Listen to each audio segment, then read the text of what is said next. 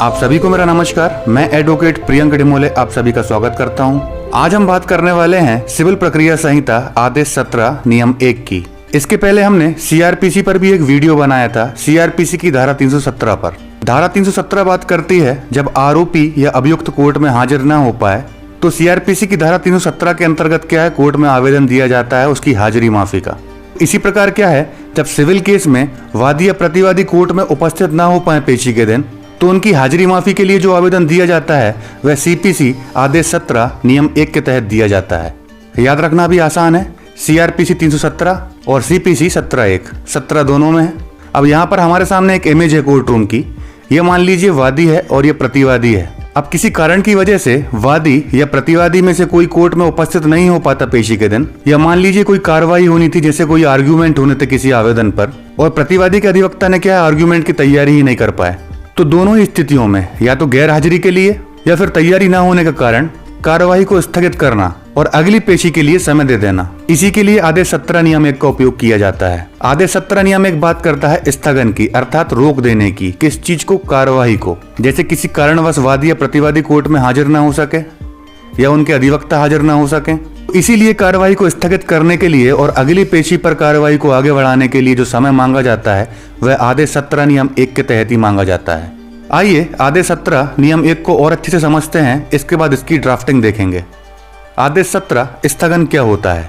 Civil प्रक्रिया संहिता 1908 के आदेश 17 के अनुसार स्थगन का अर्थ सिविल कोर्ट में दायर सिविल केस को किसी कारणवश उस दिन की केस से संबंधित कार्रवाई को रोककर अगली नियत तिथि तक का समय पक्षकार के अधिवक्ता को दिया जाता है, ताकि जिस कारण से उसने केस से संबंधित होने वाली कार्रवाई को रोके जाने के लिए कोर्ट के समक्ष लिखित आवेदन पत्र दाखिल करते हुए प्रार्थना की है और केस की कार्रवाई के संबंध के लिए जो समय मांगा है उस कार्य को अगली नियत तिथि तक पूर्ण कर ले, या जो कारण हो समय मांगे जाने का वह पूर्ण हो जाए। अर्थात आदेश 17 बात करता है स्थगन की, कि पेशी के दिन जो भी कार्रवाई हो रही हो कोर्ट में, उस कार्रवाई को वहीं रोककर अगली तिथि का समय दिया जाए। और ये समय किसको दिया जाए? पक्षकार के अधिवक्ता को, अर्थात जिस पक्षकार के अधिवक्ता ने कोर्ट से समय मांगा है, भले ही वो वादी के अधिवक्ता हो या प्रतिवादी के अधिवक्ता हो, तो उस कार्रवाई को वहीं रोक दिया जाए और कार्रवाई को आगे बढ़ाने के लिए अगली पेशी का समय दे दिया जाए। यह समय मांगने के लिए ही क्या है, आवेदन पत्र दाखिल किया जाता है आदेश 17 नियम 1 के तहत, जिससे कि अगली पेशी पर वो अधिवक्ता क्या है अपना कार्य पूरा कर ले, या फिर वादी या प्रतिवादी कोर्ट में उपस्थित नहीं है तो अगली पेशी पर उपस्थित हो जाए। सिविल प्रक्रिया संहिता आदेश 17 स्थगन। सिविल प्रक्रिया संहिता आदेश 17 नियम 1 न्यायालय समय दे सकेगा और सुनवाई स्थगित कर सकेगा। आदेश 17 नियम 1 के अंतर्गत यदि केस के किसी भी चरण में पर्याप्त कारण दर्शाया जाता है, यानी केस के किसी भी पक्षकार जो कि वादी या प्रतिवादी हैं, उनके अधिवक्ता द्वारा की जाने वाली केस की कार्यवाही में से संबंधित किन्हीं कार्रवाइयों में से ऐसे कारणों से उपस्थित नहीं हो सकते जो उनके नियंत्रण से बाहर हैं, तो कोर्ट के समक्ष पर्याप्त कारण लिखित में देकर समय मांगे जाने की प्रार्थना की जाती है। कोर्ट उन पर्याप्त कारणों के आधार पर वाद के पक्षकारों को या उनमें से किसी को भी समय दे सकेगा और वाद की सुनवाई को समय समय पर स्थगित कर सकेगा। मतलब वादी या प्रतिवादी के अधिवक्ता ने जो कारण दर्शाए हैं, कोर्ट को लगता है कि पर्याप्त आधार है, अर्थात पर्याप्त कारण है कि कोर्ट की कार्रवाई को स्थगित कर दिया जाए, क्योंकि ऐसे कारण क्या है, नियंत्रण से बाहर हैं। किनके नियंत्रण से? वादी या प्रतिवादी या उनके अधिवक्ता के। जैसे कि बीमार हो गए तो कोर्ट नहीं आ पाया, या अधिवक्ता की तैयारी नहीं हो पाई और कोर्ट को लगता है कि पर्याप्त कारण है कि समय दे दिया जाए, तो कोर्ट उन कारणों के आधार पर क्या है, पक्षकारों को समय दे सकेगा और बात की सुनवाई को समय समय पर स्थगित कर सकेगा। न्यायालय वाद को अगली नियत तारीख में पेशी पर सुने जाने के लिए व उससे संबंधित की जाने वाली कार्रवाई को आगे बढ़ाने के लिए एक तारीख नियत कर आदेश पारित करेगा। ये अगली नियत तिथि न्यायालय की फाइल में स्वयं न्यायाधीश द्वारा लिखी जाएगी और उनके इस पर हस्ताक्षर होंगे। अर्थात समय मांगे जाने पर न्यायाधीश यदि क्या है पेशी को आगे बढ़ा देते हैं, अर्थात न्यायाधीश क्या है कोर्ट की फाइल में जो ऑर्डर शीट होती है उस पर ऐसे कारणों को लेख करेंगे कि पेशी क्यों बढ़ा रहे हैं, क्योंकि वादी या प्रतिवादी के अधिवक्ता ने क्या है समय मांगा है, तो ऐसे कारणों को वो लेख करेंगे और अगली पेशी डिसाइड करेंगे कि अगली पेशी कब करनी है, और अगली पेशी जो भी उन्हें उचित लगे वो ऑर्डर शीट पर लिख देंगे और उस पर क्या है अपने साइन करेंगे। आदेश 17 नियम 1 का उपयोग कैसे होता है? आदेश 17 नियम 1 के तहत वाद के पक्षकारों को मौका समय मांगने के लिए कोर्ट के समक्ष एक लिखित आवेदन पत्र देना होता है। यह आवेदन पत्र पक्षकार के अधिवक्ता द्वारा उस दिन दिया जाता है जिस दिन पेशी होती है। आवेदन पत्र के तथ्यों में उन कारणों का उल्लेख आवश्यक है जिनके तहत कोर्ट के समक्ष समय मांगने या पेशी आगे बढ़ाने के लिए आवेदन पत्र प्रस्तुत किया जाता है। लेकिन मौका या समय मांगे जाने वाला आवेदन पत्र कोर्ट में दाखिल करने से पहले वाद के वादी अर्थात केस के वादी या प्रतिवादी जिसकी तरफ से भी मौका मांगे जाने का आवेदन पत्र दिया जा रहा है, वाद के अर्थात केस के विपक्ष के अधिवक्ता को दिखाना होगा, जिस पर वह नो ऑब्जेक्शन या ऑब्जेक्शन जैसा हो लिखकर हस्ताक्षर करेंगे। यदि विरोधी अधिवक्ता नो ऑब्जेक्शन लिखता है तो तारीख हो जाएगी, अन्यथा ऑब्जेक्शन लिखने पर भी तारीख होगी। पर न्यायालय ऐसे स्थगन या पेशी बढ़वाने के कारण हुए खर्चे के संबंध में जैसा ठीक समझे आदेश कर सकेगी। अब एक कारण हुए खर्चे क्या है? अब उदाहरण के लिए मान लीजिए कि वादी और प्रतिवादी को क्या है, पेशी के दिन क्या है कोर्ट में उपस्थित होना था, उनकी गवाही थी। अब वादी क्या है, गवाह को बुलवाता है। गवाह कौन? सरकारी गवाह पटवारी। पटवारी ने क्या है कुछ वर्ष पहले क्या है उसकी जमीन का नक्शा बनाया था, उसकी चौहदी तैयार की थी। जमीन का विवाद है, उसी के लिए क्या है केस दायर किया गया है। अब क्या है प्रतिवादी किसी कारणवश क्या है कोर्ट में उपस्थित नहीं हो पाता, उसकी तबीयत खराब हो जाती है। वो क्या है अपने साथ एक दस्तावेज भी लेके आने वाला था जमीन से संबंधित, वो दस्तावेज भी क्या है उस पटवारी द्वारा ही तैयार किया गया था।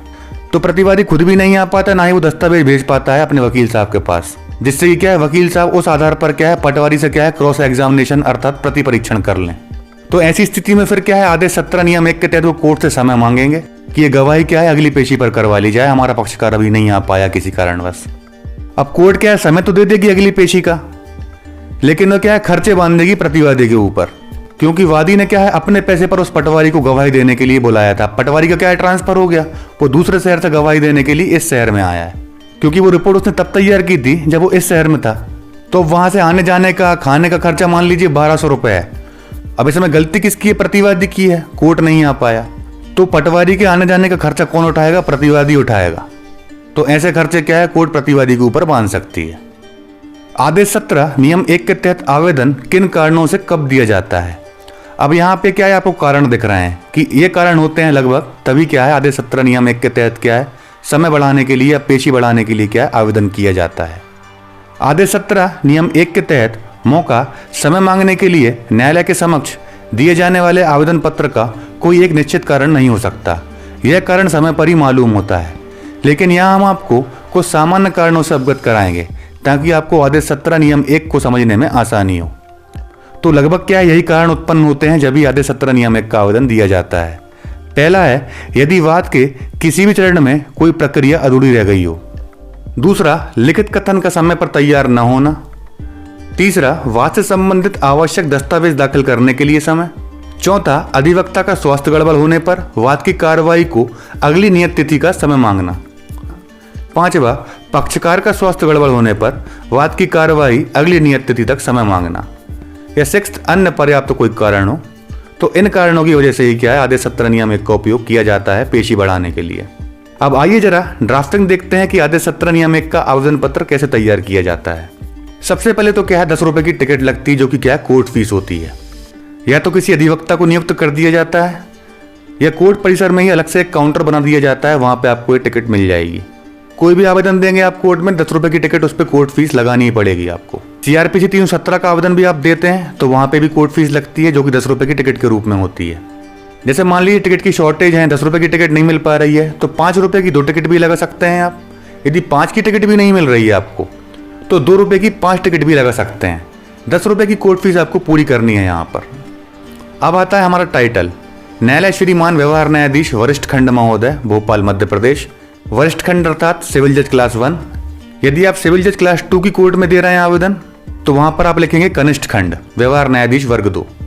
और यदि आप ADJ की कोर्ट में दे रहे हैं या DJ की कोर्ट में दे रहे हैं, जिला न्यायाधीश या अतिरिक्त जिला न्यायाधीश की, तो वहां पर आप लिखेंगे न्यायालय श्रीमान अतिरिक्त जिला न्यायाधीश महोदय या फिर जिला न्यायाधीश महोदय और आपके जिले व शहर का नाम।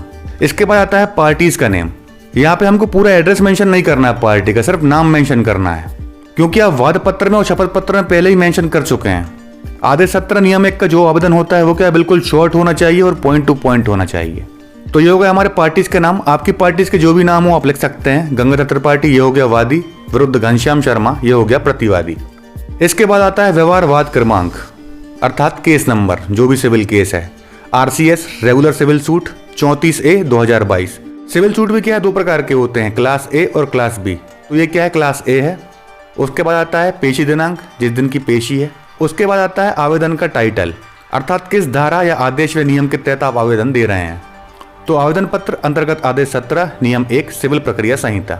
अब कई बार एडवोकेट क्या यहाँ लिख देते हैं सहपठित धारा 151, मतलब जो टाइटल ये बनाते हैं वो क्या बनाते हैं, आवेदन पत्र अंतर्गत आदेश 17 नियम 1 सहपठित धारा 151 सिविल प्रक्रिया संहिता।